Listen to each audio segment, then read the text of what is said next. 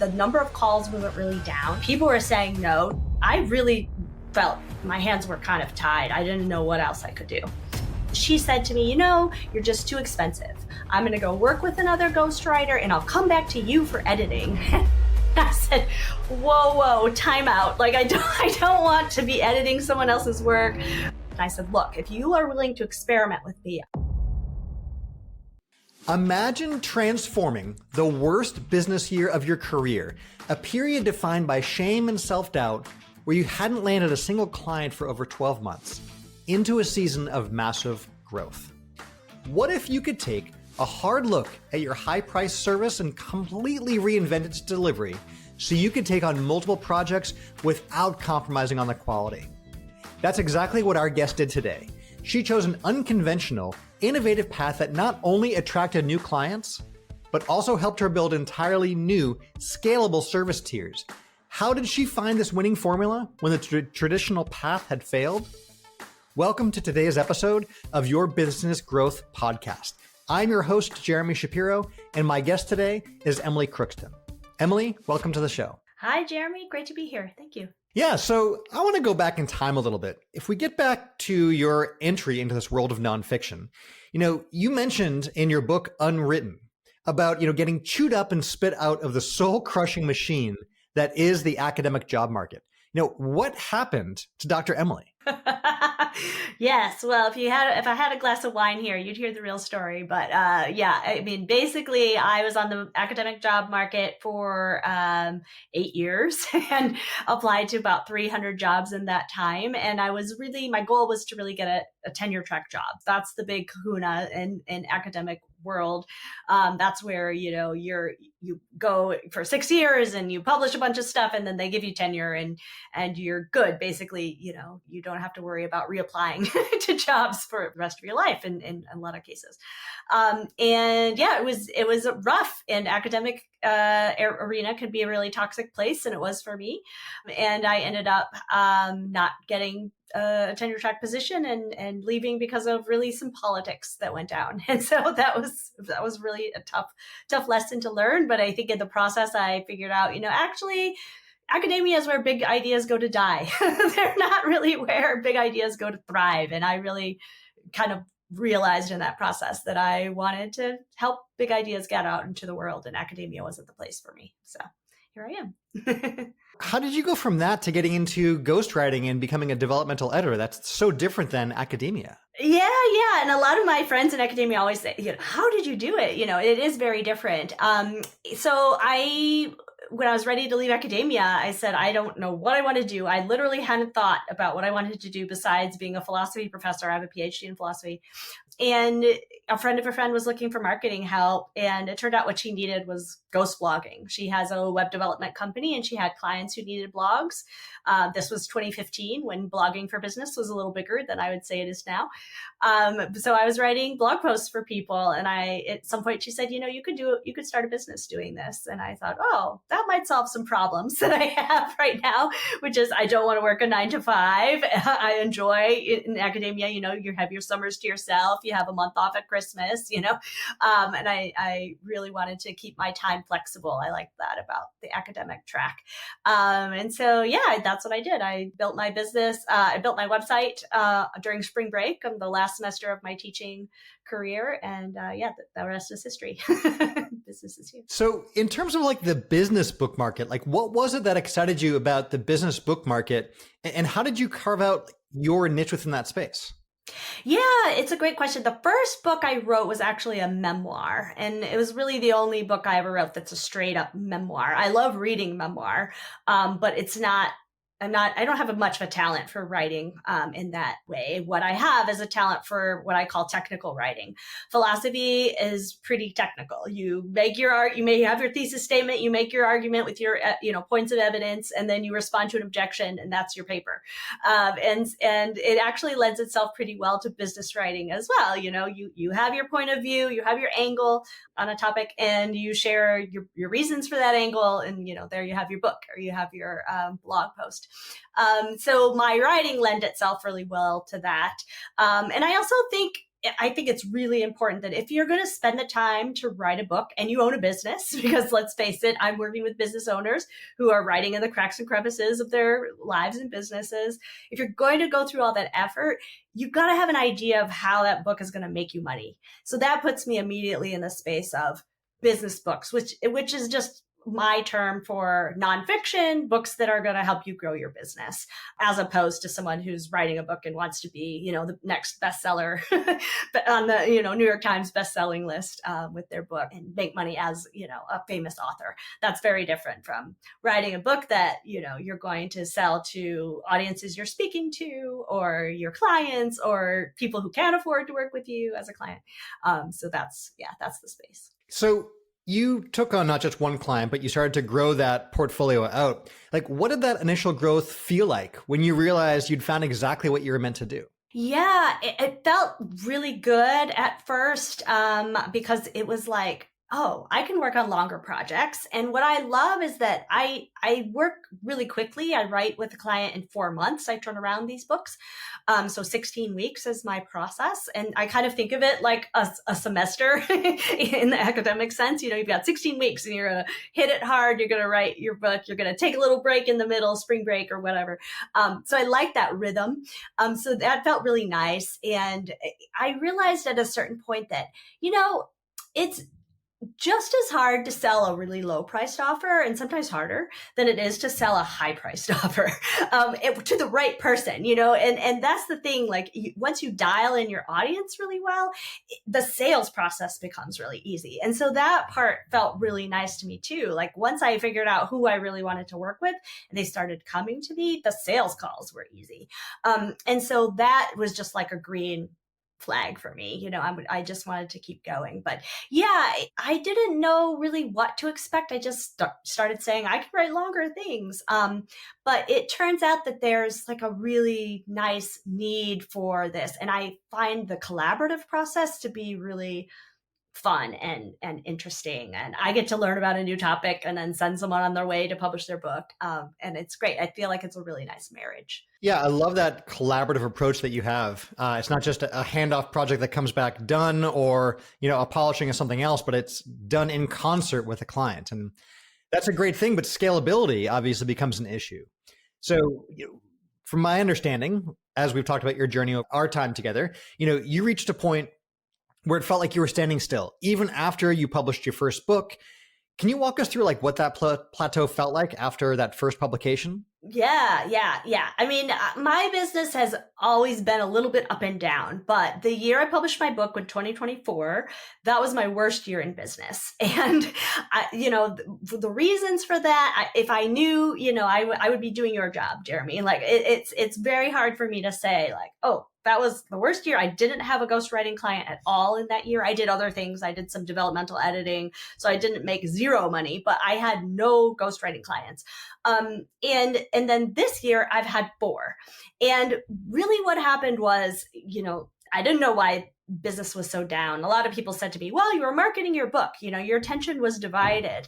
But also we have this little thing called AI that's come on the scene. And I think a lot of people are using AI to write their books. And if that works for you, go for it. I use AI with my clients now. This is part of the big pivot that I've made. And before, back in 2023 or whatever, when ChatGPT first was introduced to the world in a wide sense, I actually wrote a blog post where I was like, I will never use AI to write. Here's why AI can't write your book.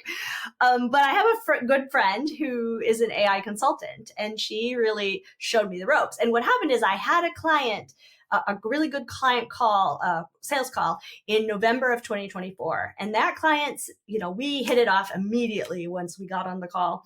And she said to me, you're just too expensive. I'm going to go work with another ghostwriter and I'll come back to you for editing. And I said, whoa, time out. Like, I don't want to be editing someone else's work. And we all have heard this story. I'll come back to you when, and that, doesn't always happen. So I talked to my friend who does AI and I said, is there a way that you can show me how to use AI with my business in a way that I'm going to feel comfortable. I'm going to feel happy about it. And then I went back to the prospect and I said, look, if you are willing to experiment with me, I will cut my price in half. We'll use AI to write the book. It'll help. It'll be faster for me. And she was game. She was like, yes, I want to learn how to use AI. I want to work with you. Let's make it happen. So, and that's been the case with all 4 of my clients this year. I said, I've been upfront with them. I said, look, I'm using AI, and they've been excited about it. They're like, great, let's do this.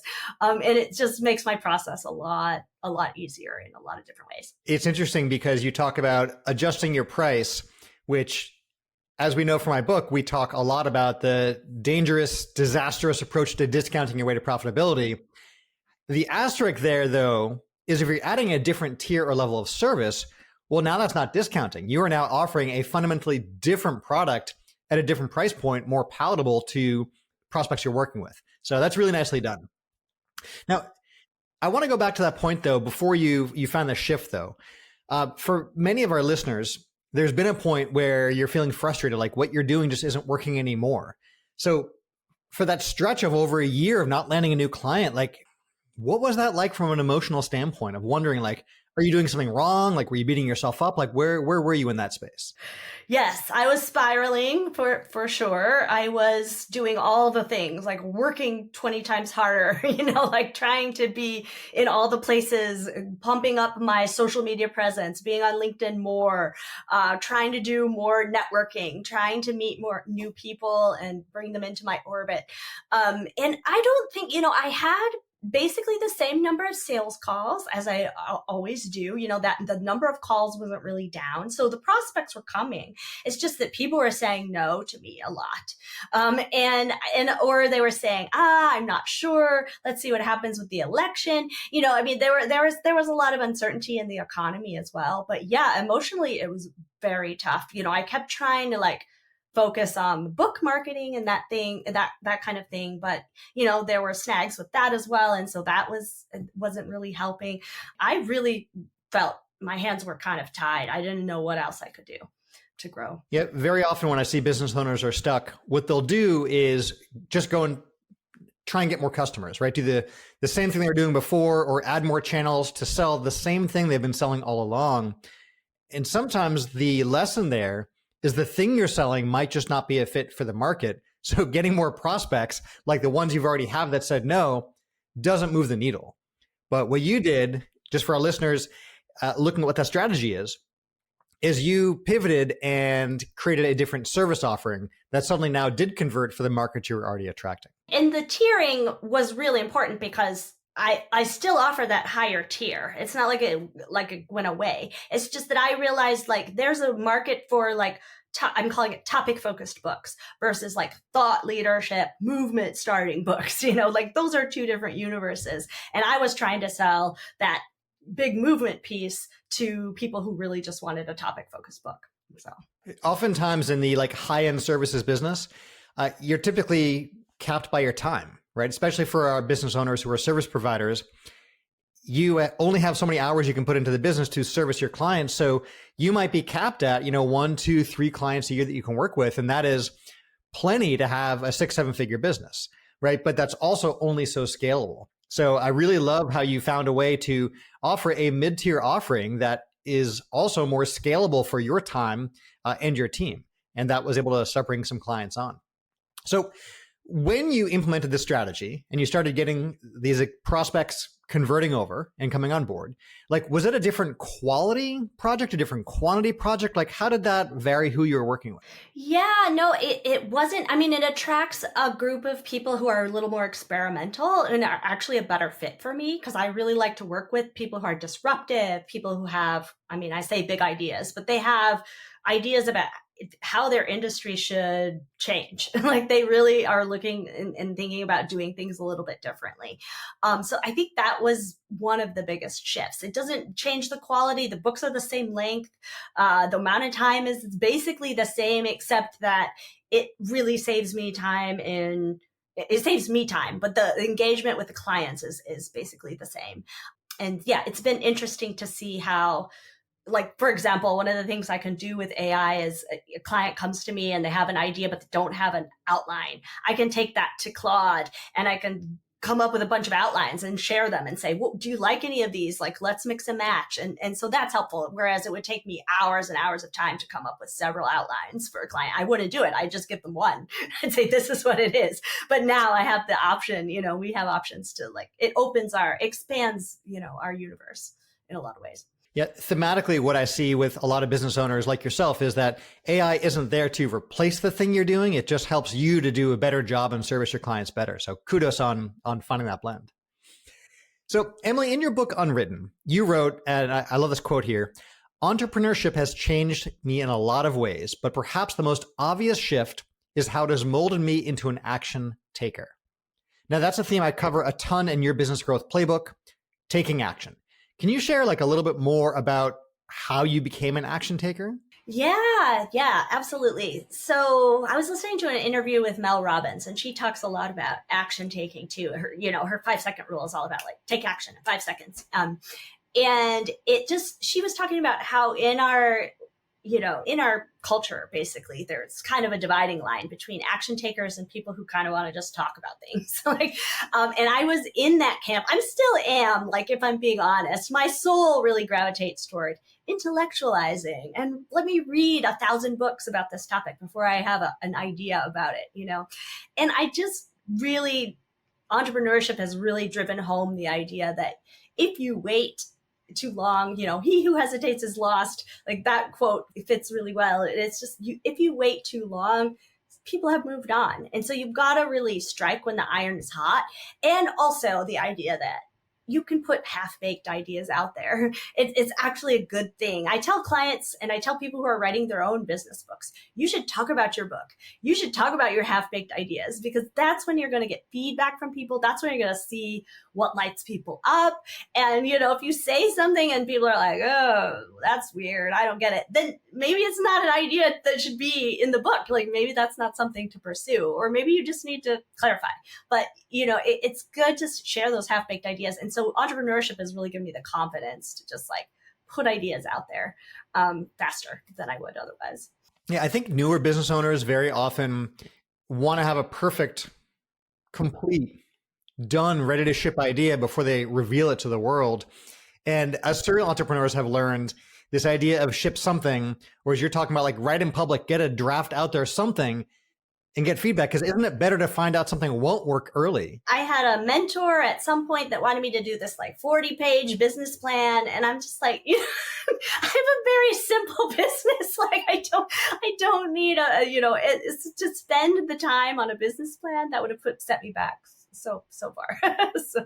Yeah, sometimes we got to ship it and test it. So staying on the theme here of implementation and action, how did you go about implementing the new service delivery model, right? You shared a little bit of the story about starting to use Claude in some ways and getting some help with a friend, but from onboarding clients and using a model you'd never used before, how did you go about implementing this new process without compromising the quality that has really been your brand? Yeah. It took some practice. It took some time. And then that's why that first client, I said, look, this is an experiment. I was really upfront with her. If you'll be patient with me, we'll walk you through. And it's transparent. I just say, we're using Claude for this. It's not really working. I think I just need to write this piece myself. There's things like that.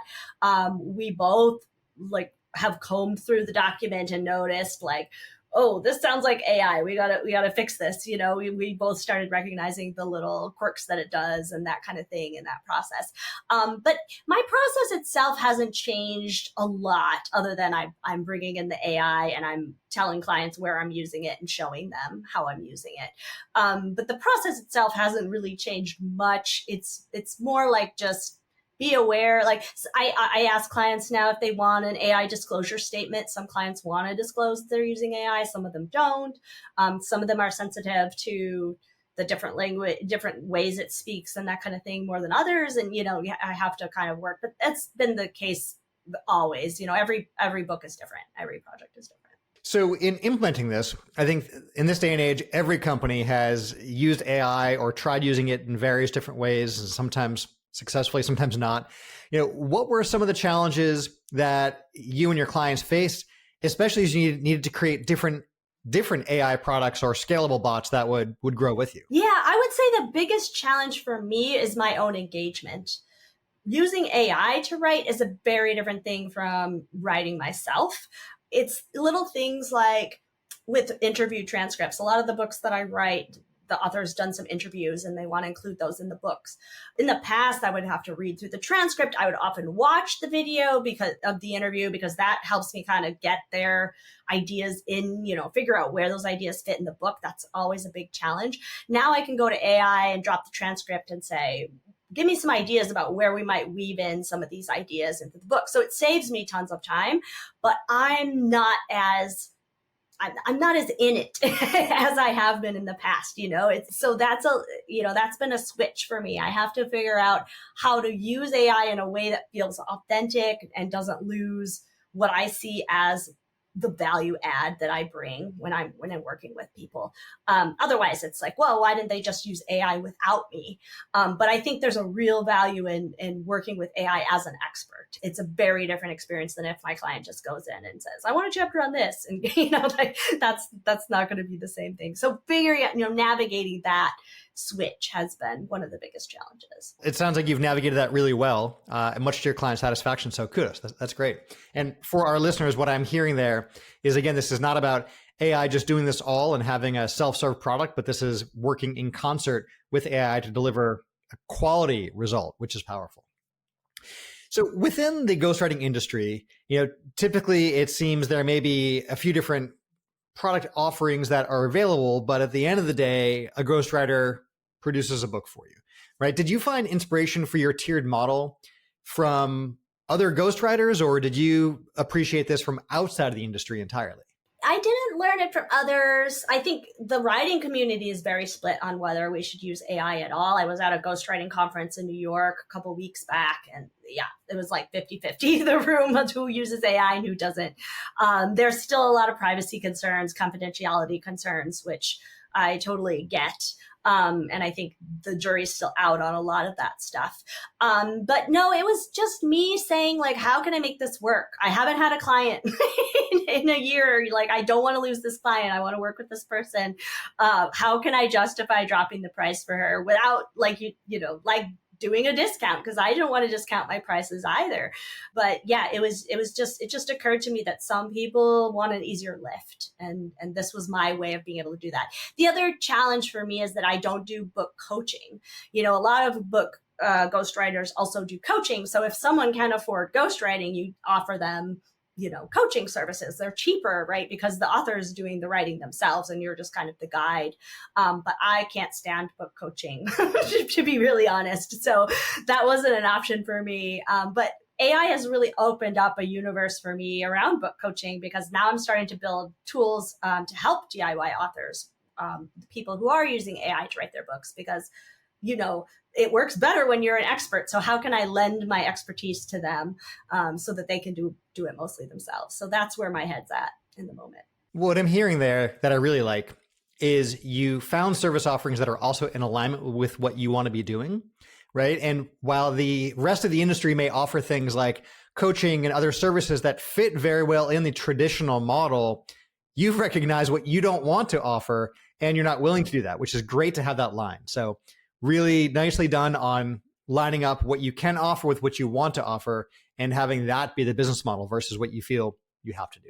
Thank you. Yeah. And I think that's huge when it comes to scaling. Like a lot of companies don't just think about scaling without what they want, And so I think that's a great question for people to be asking. Yeah. And this is one of those things where if your business coach is telling you to do something that you don't totally understand or agree with, or doesn't seem in alignment, like it's okay to ask about that. Just like you did with your coach who wanted a 40+ page business plan. And you're like, I want a simple one pager, right?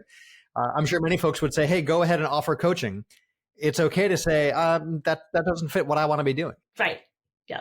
Otherwise, you're going to end up hating every day. So, all right, let's talk about the change you saw, right? So you saw a tremendous change, landing a number of new ghostwriting clients.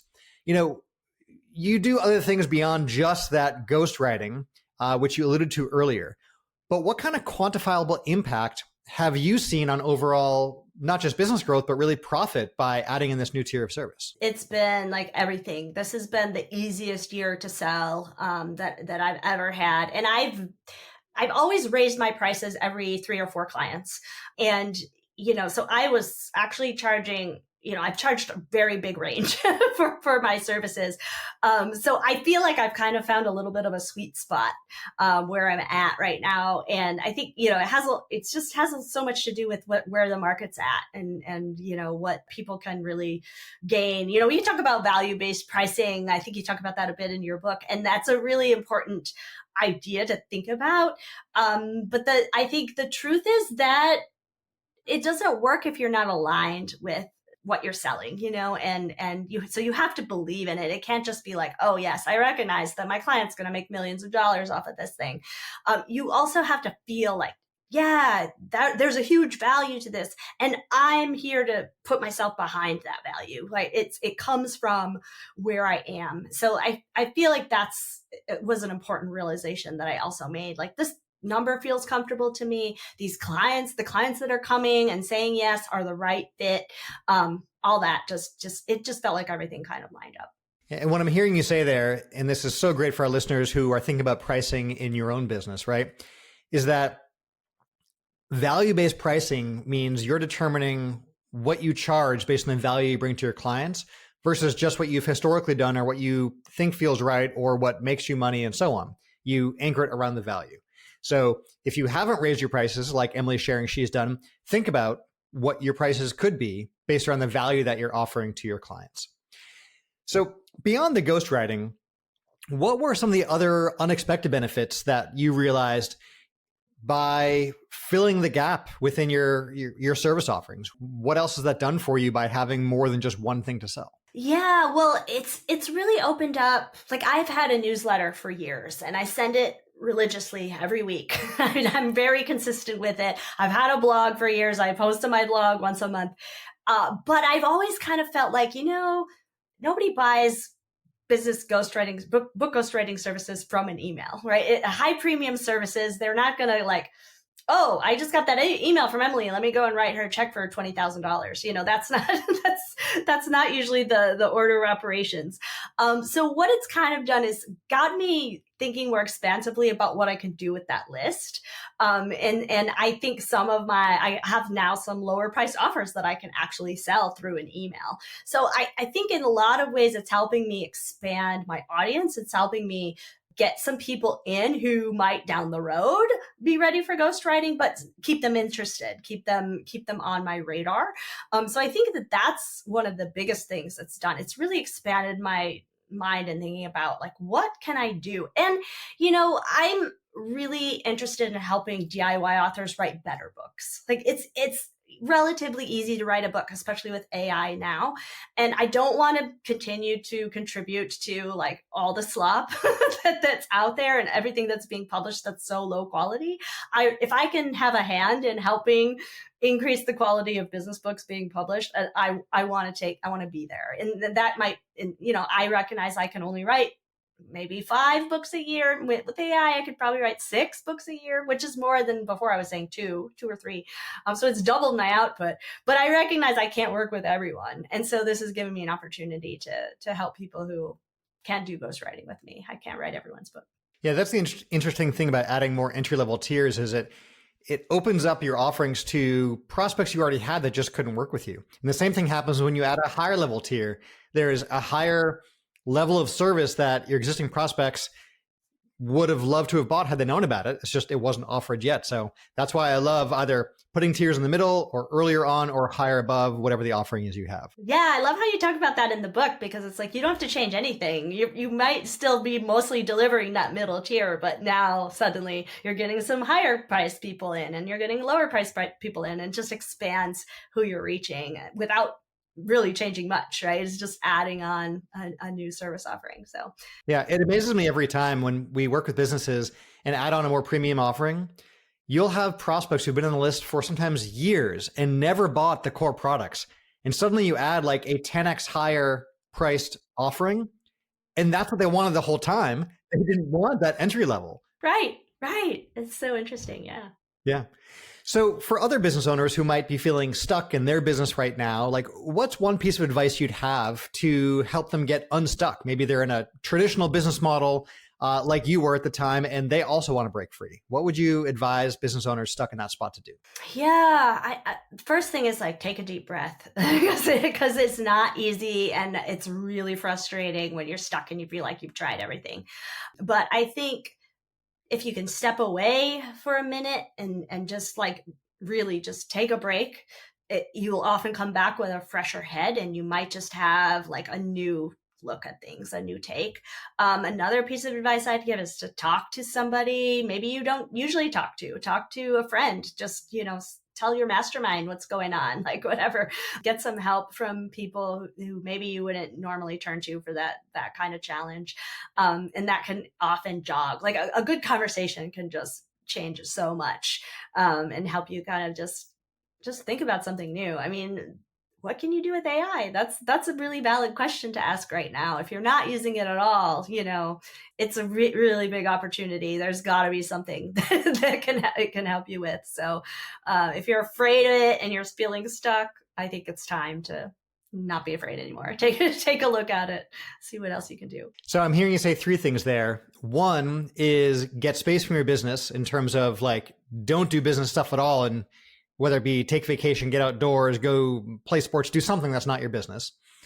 Two is have conversations with folks, and whether that be in a mastermind or one-on-one format or whatever it is, but have those conversations about your business with the people you don't usually talk to get fresh ideas, input and all. And then three is take the time intentionally to do the work on your business versus in your business and ask yourself those questions. Like you were sharing about how can I better be using AI in my business, or whatever challenge you're facing, get out of the business to do that work on the business. Yeah, exactly. I did all three of those things. Yeah. So knowing what you know now, Emily, like what would you have done differently when first implementing these tiered services or the AI assisted model? Well, nothing comes to mind immediately. I might have done it earlier. I might have thought about it a little sooner. That might have helped, but that's always hindsight's 2020. It's hard to say.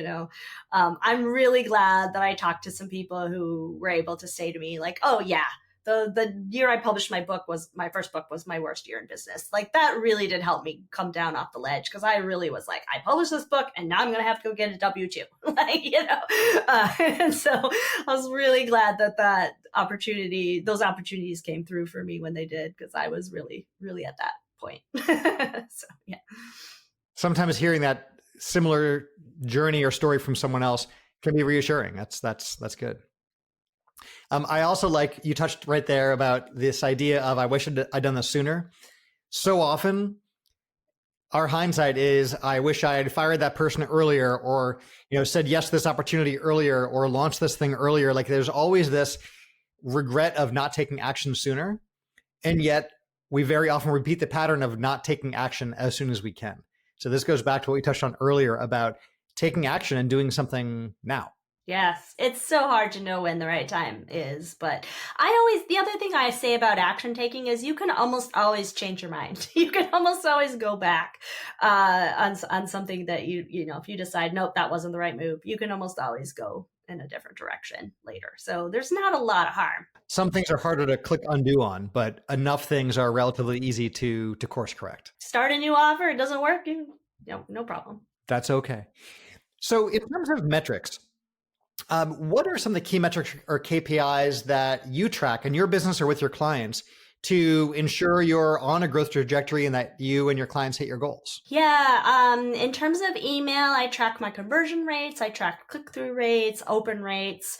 Those are really big numbers for me when I'm trying to figure out, whether I'm growing, when my audience is growing. That's kind of the key place I look there.